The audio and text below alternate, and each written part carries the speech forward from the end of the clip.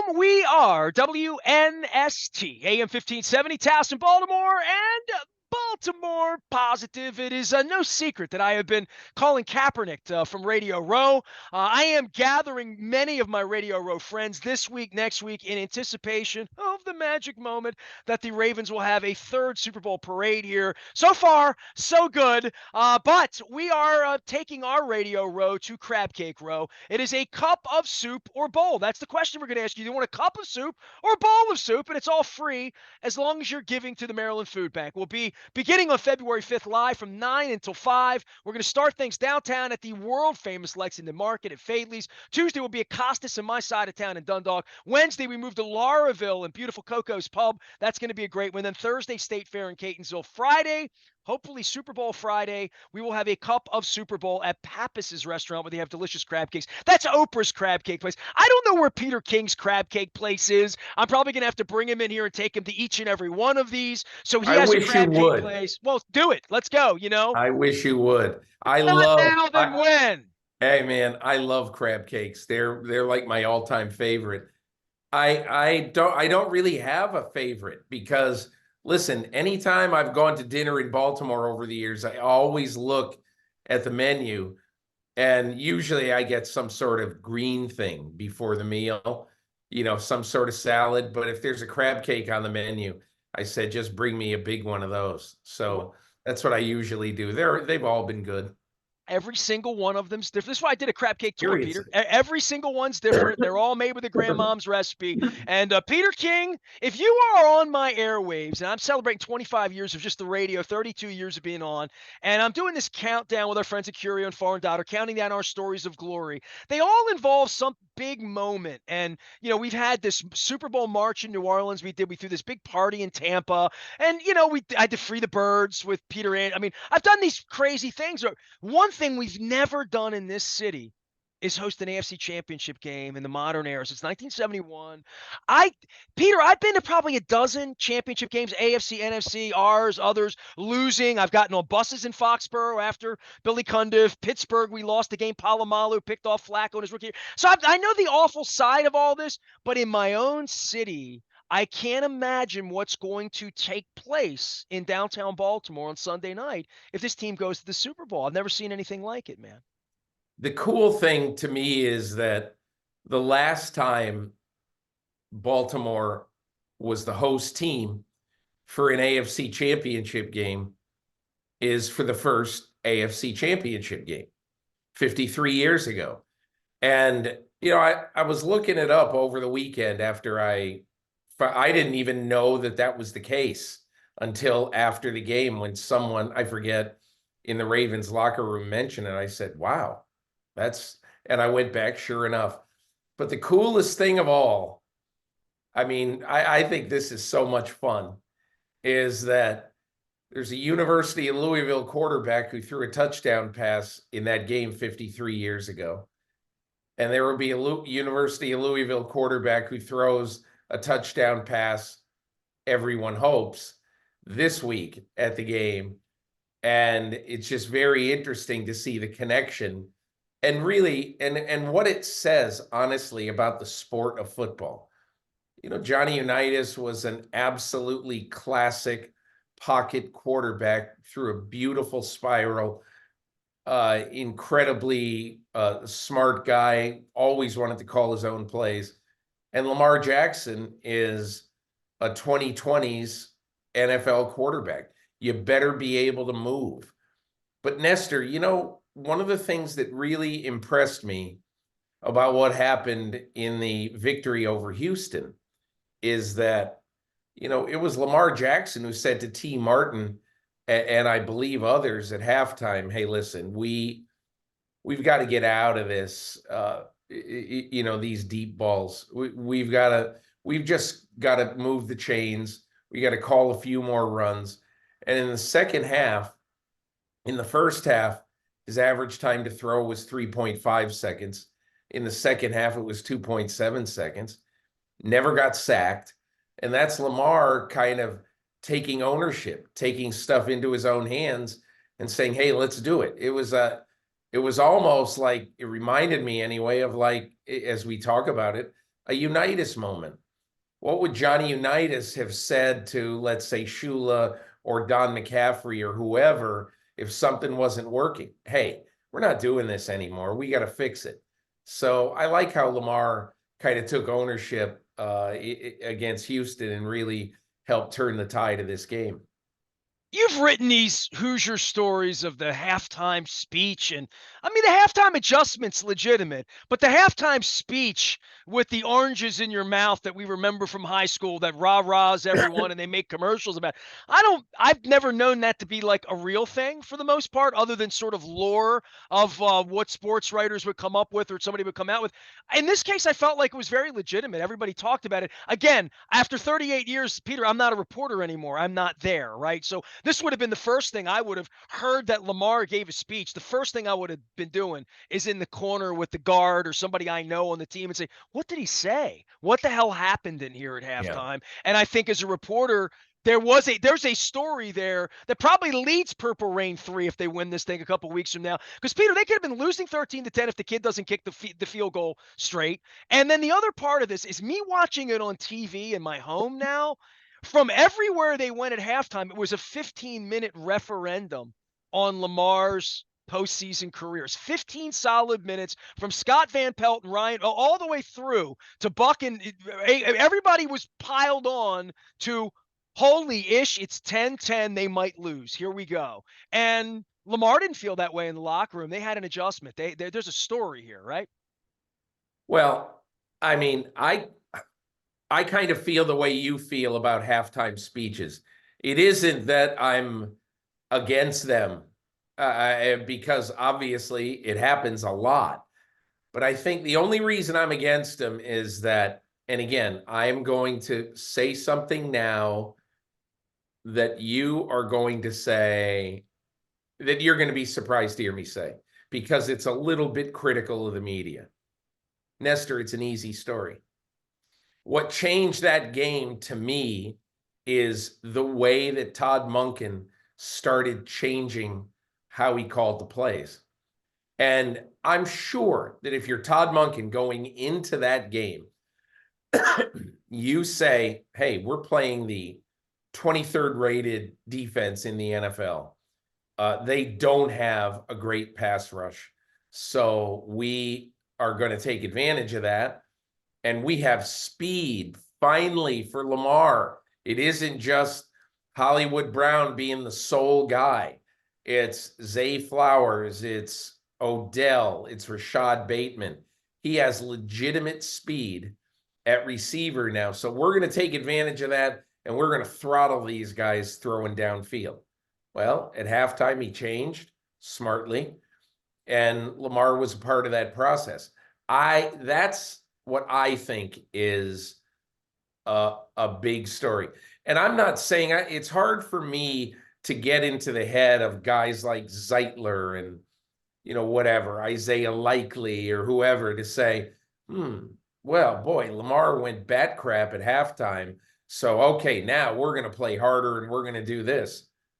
I believe it's more about exactly what you do at halftime, not what you say at halftime.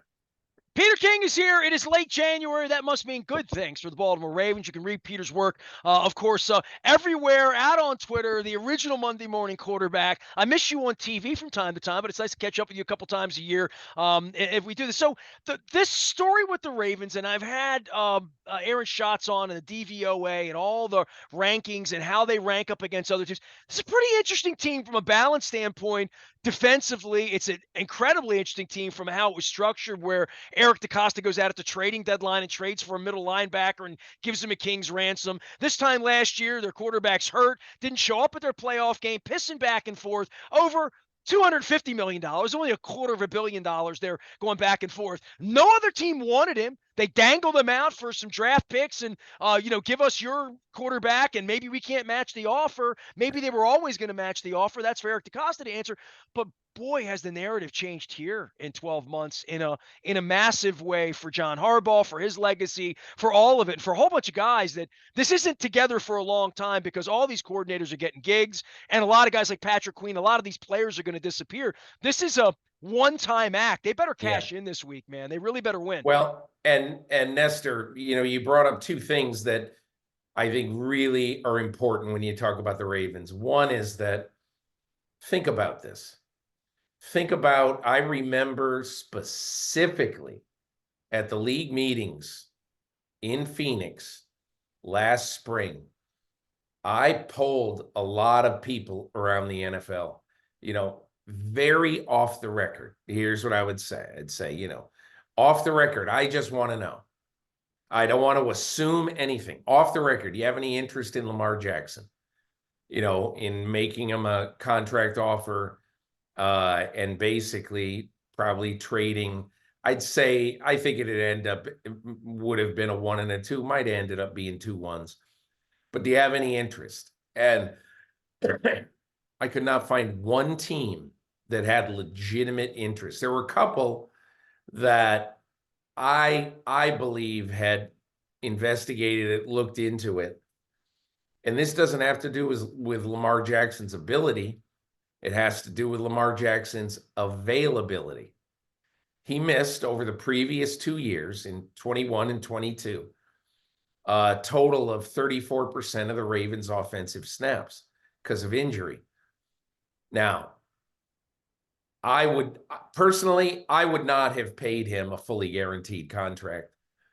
It'd be one thing if he were Marcus Semien and a guy who played every game and never, even in the 9th inning of a 17-2 game, ever wanted to come out of the game. So, and Lamar wasn't like that. It wasn't like he wanted to get hurt. He just simply was hurt 2 years in a row. So to me, I would have never done that. However, the other aspect of the story is that teams just basically kind of dismissed it. And now you look at it and you say, okay, so I was in Buffalo for the Kansas City Buffalo game. And I spent some time with Andy Reid after the game.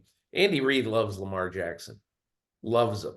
Mahomes really, really likes Lamar Jackson. And I think one of the reasons they like Lamar Jackson is that he leads in his own way, and is sort of a byproduct of that. His teammates love him, and the only thing that matters is winning. He could give 2 craps about his stats, because when I was writing about why I picked him for MVP, and I said I don't care about stats, and I had a bunch of email to say, what do you mean you don't care about stats? You always write about stats. You write about this. My whole point was, in this particular case, if you watch the Baltimore Ravens play football, you see, excuse me, you see a guy who every game controls the game. And I just simply don't care if he throws for 58 yards or 358 yards.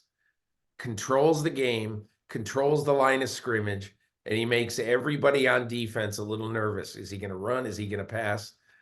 And notice, very, very rarely does anybody get a big hit on him. So, hey, I think the guy's done a great job. Well, it was obviously in the beginning different. It was like bumper car offense, trying to figure this out, trying to get Yeah. Greg Roman to figure out what to do with him, trying to get the right personnel to do the things they wanted to do, because he sort of inherited this mauling offensive line with Orlando Brown and Marshall Yanda going to the Hall are really good, and like all that was happening for them in 2018 and 19. But the wide receivers weren't right. The defense certainly wasn't what they were. And his maturation and somebody saying, we're going to put you in the pocket and make you stay there, it never felt like they were going to be able to coach him up to be able to pat the ball, move around, and not do the instinctive thing, which is the sticks are right there and I know I can get there, and that's all we need to do. And they did that all day in 2019 until they had the passing come from behind.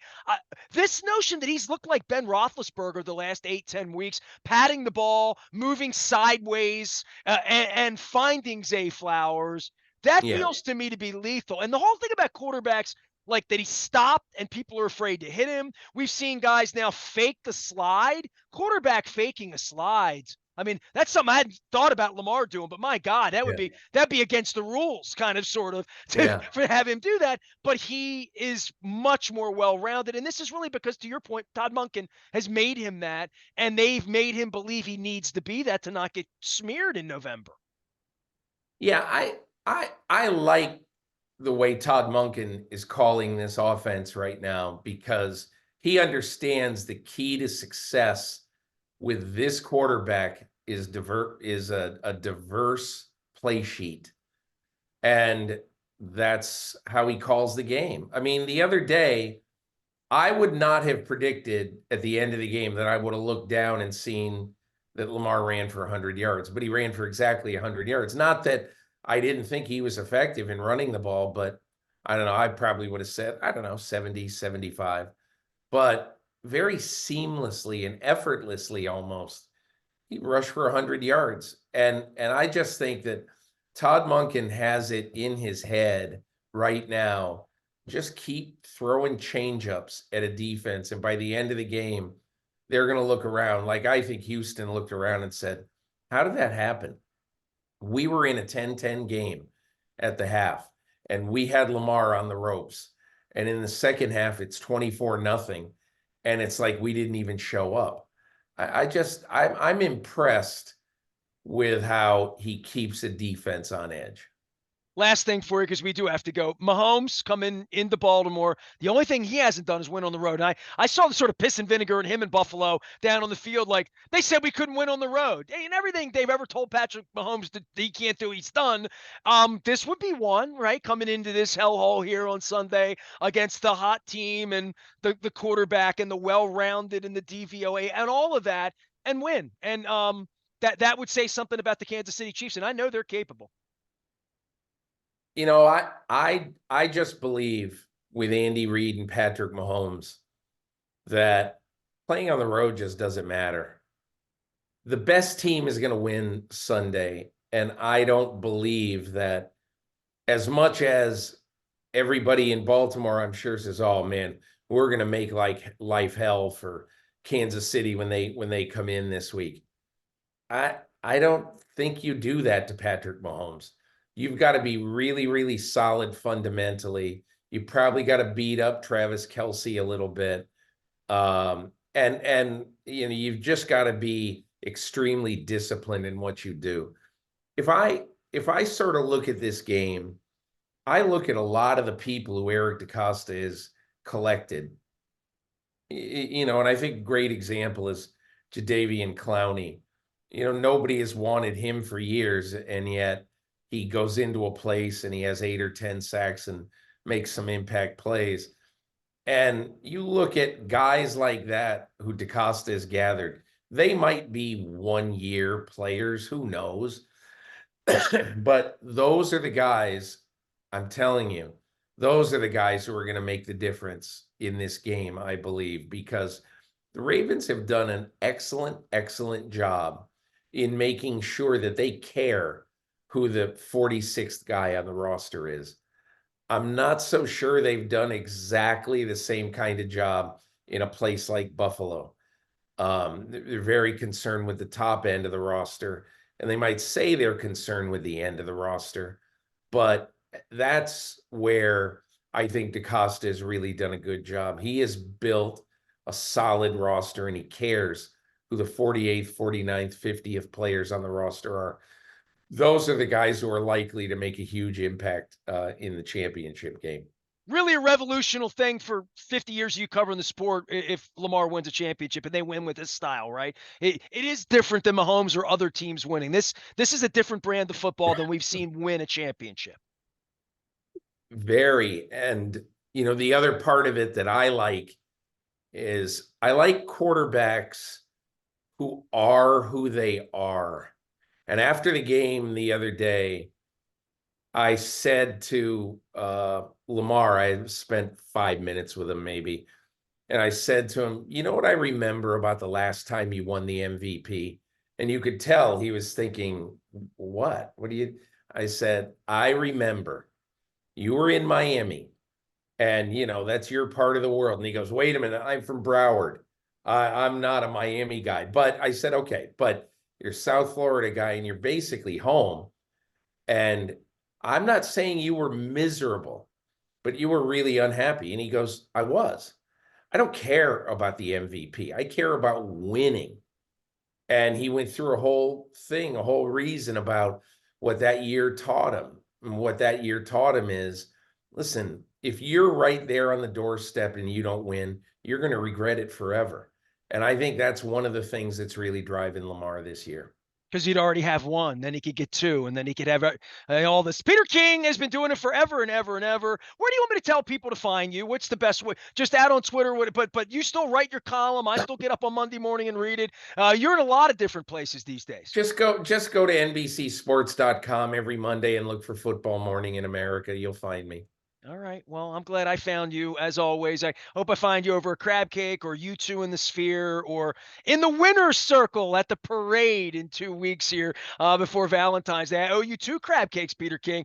We love Peter King. Go find him out on the interwebs. And you can find me doing Crab Cake Row 2 weeks from now. All the information up at BaltimorePositive.com.